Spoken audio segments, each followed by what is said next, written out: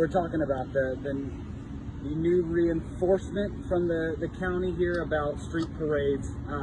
What is the police, San Jose Police doing any differently? What's your first reactions to this? Well, the first reaction to this is incredibly frustrating. Since this began, it seems like the goalposts are not just moving for our community, but for law enforcement. Since day one, these orders have been ridiculously difficult to enforce. But now, I don't know how any police chief in this county can look at their community in the face and say, while people are being released out of jails on zero bail, serious criminals, that now we're going to stop people from holding signs, driving around, and wishing individuals happy birthdays or happy graduations. I don't understand. I certainly can't look at my community credibly and tell them that. So, well, I'll say two things. I hope to God we never get to a place where we have the National Guard patrolling our cities. I hope to God we don't get to that place. I have not heard that yet. And I'll sit here and I would imagine any police chief in the state would tell you the same thing. With regards to our enforcement, yeah, we're being very proactive. I will tell you, listen, those numbers that I gave you, we have a lot more businesses in this city that are compliant. So let's keep our eye on the ball on that. We're going to be proactive about it, but obviously, if people see businesses are open, we are telling everyone to call our non-emergency line, 311.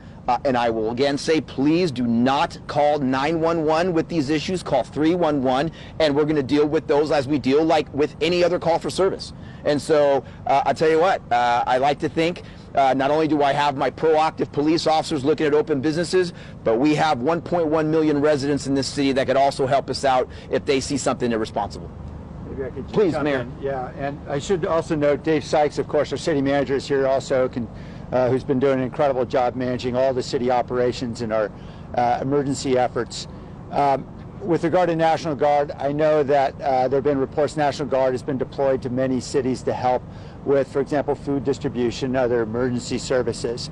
Obviously, we would be informing you well in advance if there were actual enforcement responsibilities. There have been no such deployments here or in the region, to my knowledge, for that purpose. But you may see National Guard and state services of various kinds, not for enforcement.